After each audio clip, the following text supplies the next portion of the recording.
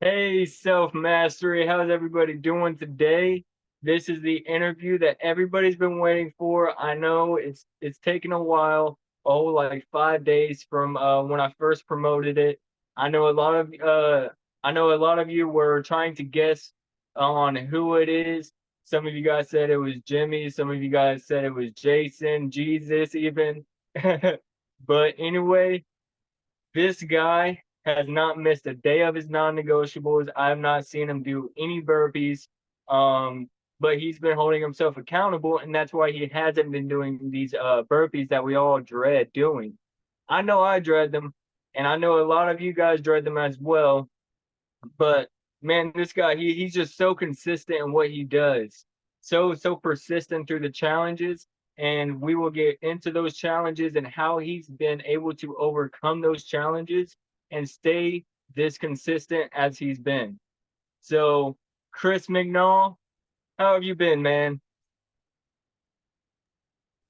Doing well, doing well. Appreciating everything that's been going on in the group. So I've Awesome. been here a couple months at it, so it's been a good time. Awesome. So yeah, go ahead and tell us a little more about yourself and your backstory. Well, I've kind of been all over the place in my life.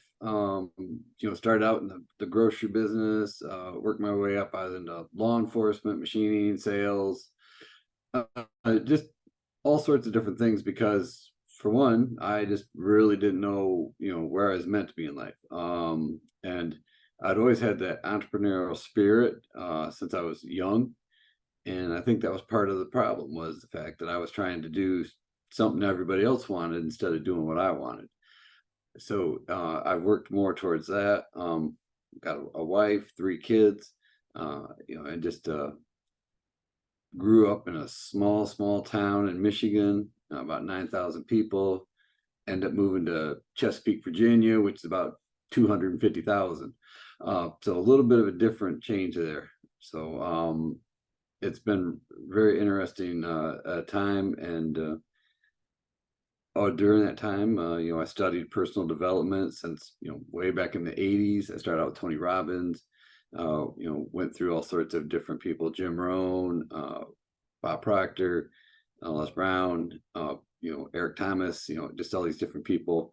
And a lot of it I learned, but I missed that key aspect of application. And so that's kind of where self mastery has really helped me out a lot. That's an amazing story. I feel like a lot of us can relate to your story as well. Always doing what other people want us to do instead of what we actually want ourselves to do. And you're a good inspiration by, noticing that and realizing that and doing something different. Doing something that you wanted to do instead of what other people wanted to do. So, that's always good to hear, and I'm glad that you overcame those challenges. Um, but that leads me to my next question. So, how long have you been in this community called Self Mastery? I got in July, so about 2 months. Yeah, 2 months. And within that time period of 2 months, what kind of improvement have you personally seen within yourself? Uh, for one, I used to have a lot of things that I should do. And if I didn't get them done, well, they could always get done tomorrow. And with self mastery, those burpees looming over your head, all of a sudden that should do becomes a must do. And you start to figure out real quick how you can make sure you get all those items done that you say you were going to do. And it's amazing how all of a sudden they all started getting done. The improvements it's made, people I've come in contact with, that I've formed relationships with, just because of doing these things consistently. And it's definitely made a difference in my life in the past couple months. That's amazing. So just by doing what you should be doing, you formed better relationships that led you to bigger things and better things. And now you're on your way to even partner with another company to add another stream of income. Is that right? Yeah, currently I still work full time. I've got a regular W-2 job. I have a part-time W-2 job. Then I have part ownership in a pest control company. I have a coaching consulting company that I have. And then I've also got another pest control company I'm starting, as well as a wildlife company I'm starting. And I also have a Wow. gentleman I met through my work who just happens to be a multimillionaire. That, I mean, I didn't know the guy from Adam until I helped him with a problem at work, and that just kind of blossomed. And now we are looking at a couple apartment complexes that he's interested in. I'm kind of like the in between on that to try to help get this done. Wow. That's amazing, man. That really is amazing. Just from 2 months of, telling yourself, switching those should do's to a must do, it's really improved, from our perception of you as well. When you're looking from the outside inward, so like for an example, me looking at you 2 months ago, I've seen great improvement. And Jason has as well. And I'm pretty sure he mentioned that on his mindset call earlier today. He said that you've really grown into a very respectable man. You were respectable before, but it just grew into a new level. Um, and the reason why I asked what kind of improvement you've seen personally within yourself is because we can't necessarily see our improvement like we see others' improvement. Like it's harder for us to see it because we're with ourselves 24 hours in a day, every second. We're never away from ourselves. So it's harder to see that growth because most of the time it's from bigger visions, and that compound effect of growth doesn't really you can't really see that in a short period amount of time as 2 months. But just because you see that improvement within yourself just clarifies that you've grown tremendously from 2 months ago. So, how did self mastery impact your ability to make these better decisions for yourself? Uh, like I said, large part was the fact that, I figured out non-negotiables that work towards bigger goals. And I've actually changed my non-negotiable a few times because I got to a level and it's like, okay, I need to move forward from there because otherwise it's going to be stagnant. And it's done that to help me progress further down that road and continue to get closer to the big goal, while at the same time, building that confidence that I can do what needs to be done. I love to hear that. So that actually, you kind of answered my next question as well. That next question was going to be, how does self mastery help you achieve your goals? And you just said it right there. It helped you build that confidence that now you're at a point where you can accomplish them. Am I right? Yes, yes. Yeah. I know they're attainable. I know there's going to be ups and downs. It's not always going to be like just because I want the next step. It's not just going to automatically happen. So I understand that. There's going to be days where, all my non-negotiables are the bare minimums that I need to do. I mean, I can do more than what it says, for my non-negotiable, but those are bare minimums. And some days, it's just the bare minimum gets done, just because it's if something interferes, whatever. But I always make sure that that part gets accomplished, because at least that way I know I'm moving close to that goal, even though if I'm not taking a big step at it that day. Yeah, yeah. And really, these little things are what really matters. Because I remember Jason telling me one time, he said, it's the little things that make the bigger things possible. It's the little things that create the bigger things.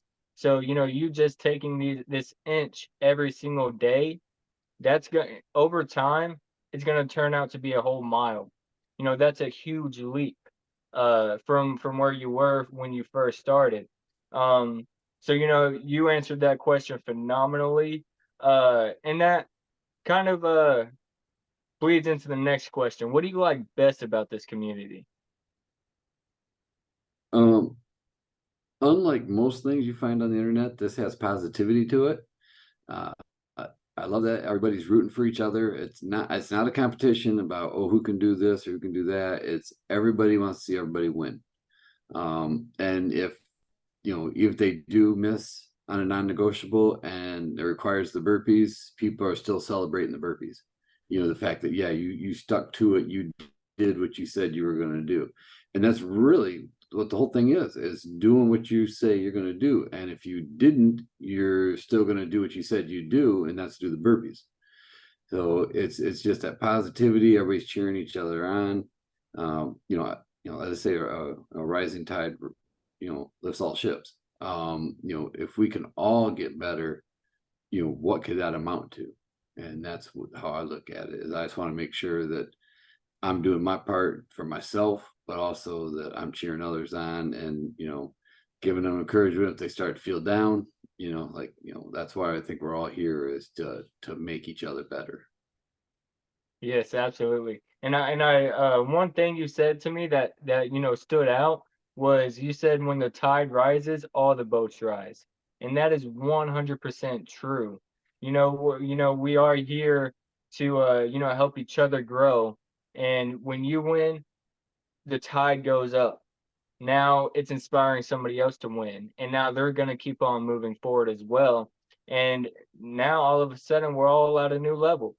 so that I really love how you said that. And you are actually one of the few participants in the reality game that I hosted called the Money Game. So how did that reality game help you with your relationship with money? Uh, it kind of reinforced a couple things. One, it made me remember to keep, a good eye on what I'm doing with my money. I tend to be, frugal anyways about stuff. If it's not an asset, then I don't want to be spending money on it unless I have to, obviously food, things like that, you have to. But other than that, I mean, I want to be able to buy something that's going to make me money. And the other thing is that, during the income part of it, it made me kind of look at some extra ways of bringing some more in, because I definitely wanted to win that challenge. Unfortunately we didn't, but I tried to. And so it was like, what can I do extra to that week to make sure? And I brought in more money that week than I had, in the previous few weeks. So it just, made me realize that, if I put my head down and go, I can make it happen. Man, I love to hear that. You said you realized that you were really capable of earning more. And within that week of that tiny challenge within the whole game, you said you earned more than what you did the past few weeks. Um, so what kind of increase did you see? Was it a small amount or was it a bigger amount? Uh, I probably made about 2.5 times my normal weekly income that week. Just Wow, because you I doubled got it. out with so much pest control. And yeah, and I mean, it was kind of nice. I mean, because I made about 2.5 times what I normally make, and I only added about 4 hours work. So Wow. yeah, it was a good paying job. So that really opened my eyes too a little bit, to where it's like, I need to do more of that and less of the W-2. Yes, absolutely, man. Man, so you said you made double the amount of a normal week in less of the time period? Is that Yeah, what it you only took me said? about 4 more hours than what I normally work in a week. And so there's just, I had still Oh, have my okay. W-2, my regular hours and everything, but I just added like a 4 hour job on, and I, exponentially raised my income for that week. Dude, that is amazing. That is amazing. If anybody's watching this, just listening to what this guy is saying because he is killing it. And the next reality game that I host, make sure to be on there so you can double your income as well. Um, so what prize did you get for participating in the money game? Do Yeah. you have it with you? I, yeah. Yep, I got John Maxwell's Intentional Living. Uh, of course, it's not going to focus, but there it is. But yeah, excellent book. I know Jason talked about it, you talked about it. And when I heard it, it's like, I'm going, that's a key component. to being intentional about everything. Because if you don't, I mean, too many things can slip on by. You do, if you look at what you're doing and how it impacts everything else in your life, you can increase exponentially instead of just linearly. And that's the biggest way to improve. Is you don't want to trade 1 for 1, you want to trade 1 for 10, and that's what that'll do for you. Yeah. How far are you into the book so far? I am actually only through the first chapter. As a matter of fact, tonight I have the exercises and stuff that are at the end of the first chapter to do, but the highlighter's been getting a workout. That's for sure. A lot of good information in there. As a matter of fact, I shared a statement out of it yesterday with the group because it kind of stuck out to me about the fact that what you do today can impact basically your legacy for the rest of eternity. And that kind of, when you think about that, it kind of lights a little fire under you. Oh yeah. I think I remember seeing that quote, and I'm pretty sure I reacted to it with the fire because it lit a fire underneath me too. Like I was like, wow, that just wow. Everybody needs reminders every once in a while. Uh, and that was my reminder, like, yeah, wake up today and choose to live better for myself. Have that intentionality of living a better life because it can impact many, many people. Not only for us, but the people we're around and the people we speak to as well. So, so man, that's amazing. If it's not too personal, what are your non-negotiable activities that you do on a day-to-day basis? Um, for one, I drink a minimum of a half gallon of spring water. Uh, that's thanks to Jason. It used to be water. He explained to me about spring water, and I was like, okay, I understand that's more, that's better for me than regular water. A minimum of 25 push-ups, crunches, and squats. Um, I do a minimum of 5 contacts to people to try to get phone calls set up so that I can look at doing collaborations as well as my coaching consulting. 5 minutes minimum of visualization every day. I tend to use YouTube, like places I want to visit, houses I would love to live in, things like that. Just kind of picture myself in those locations. Oh, let me see what else I got here. 10 gratitudes. I forgot about that one. I don't know how I did. That's a key one. That's every morning, one of my first things I do.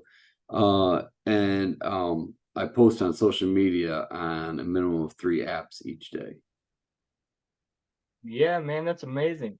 So have you ever came across a day where you wanted to slack off, like especially with the workout? I know for me, myself, and it's pretty hard to do a consistent workout. But how were you able? I know you came across days where you didn't want to feel like doing it. How did you overcome those days?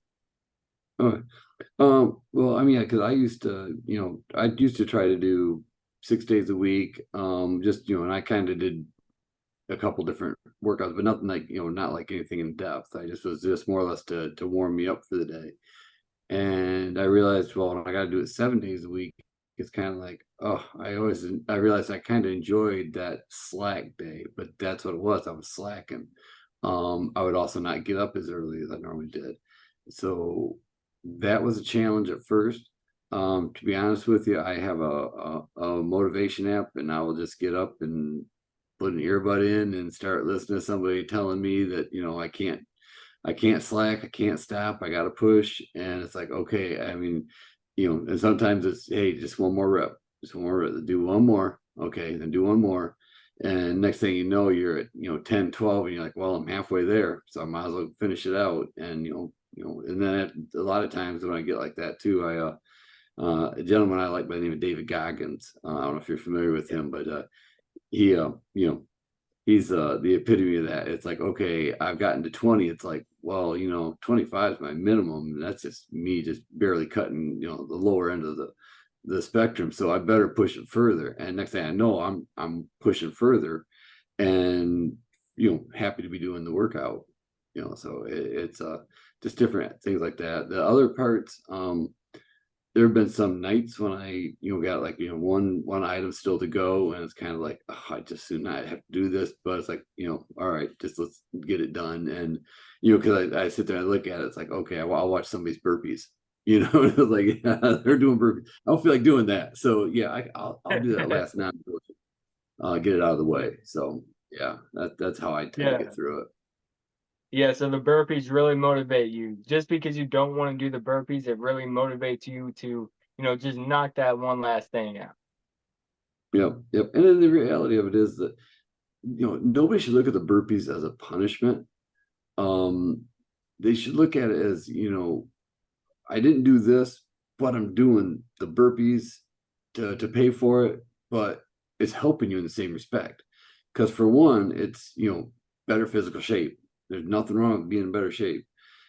Number two, the whole time you're doing it, you're thinking, man, if I would have just done that day, and it'd be like, I'm never doing that again. I will make sure that one gets done. Now you might miss another one and have to do the burpees again for something else, but I don't think they'll miss that same non-negotiable again, unless they really enjoy burpees. Yeah, yeah. So you mentioned a motivational app. Are you able to, show us the app, or are you on the Zoom right now on your phone? Uh, no, it's I think it's actually called It may called help other people as well. yeah, it's called Mindset. And there's a free version. If you want to do the paid one, it's like $49.99 a year. But they have all sorts of different. There's like over 5,000 motivational speeches on it, and they gamify it, so you get scores, in different aspects. There's like 9 different categories, and as you listen to more, then your score goes up, and and it keeps track of that for you.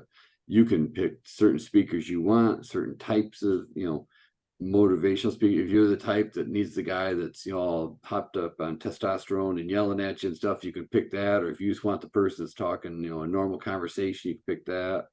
If it's about physical physicality, they can do that. Or if it's emotional, so it's really an interesting app. I don't even remember how I came across it, but it goes in my ear every morning. That's amazing. That's amazing. If you're watching this interview, they're recording. Download that app if you find it really challenging to, get up in the morning and knock out your non-negotiables. I know I'm most definitely gonna try out that app. Do you want to leave anything with the audience before we hop off of here? Like any quotes, any tips or tricks? um well, I will tell you, my favorite quote is a Zig Ziglar quote, and that you can have everything you want in life if you just help enough other people get what they want in life. And that is a key to everything I do. I don't go into a business thinking how much money can I make. It's how many people can I help. All right. The money, if you're chasing money, you're never gonna find it. You help people, and it'll help you back.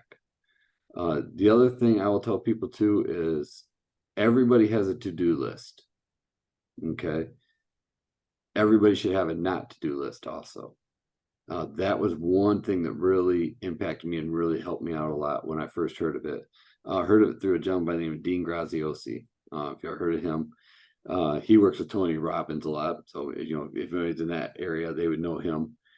But when I sat down with that, I looked at it. There were some things I looked at, and I realized, okay, I watch too much television.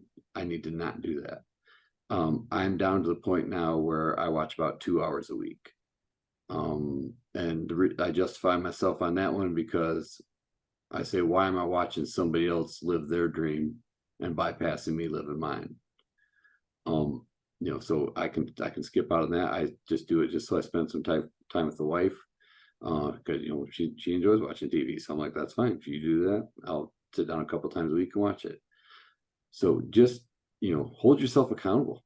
That's the biggest thing. If you want to be an entrepreneur, if you want to be a success, then you have to live like that. You have to live what's required to get that. It's not all pretty all the time.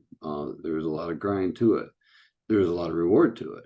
But just be willing to make those sacrifices you need to make in the short term, because in the long term, you will thank yourself for it. That's amazing, Chris. I love how you ended it off with that, and I also love that quote by Zig Ziglar. Um, but it was truly amazing to speak with you, Chris. Uh, let's go knock out the last bit of our non-negotiables if you haven't already completed them. And I'm looking forward to having another interview with you later down in the road. Anytime, we can definitely do that. I just hope, people get some benefit out of this, and, I look forward to hearing from anybody that wants to reach out. Awesome, man. You have a phenomenal night. All right, thank you, Dylan. You too.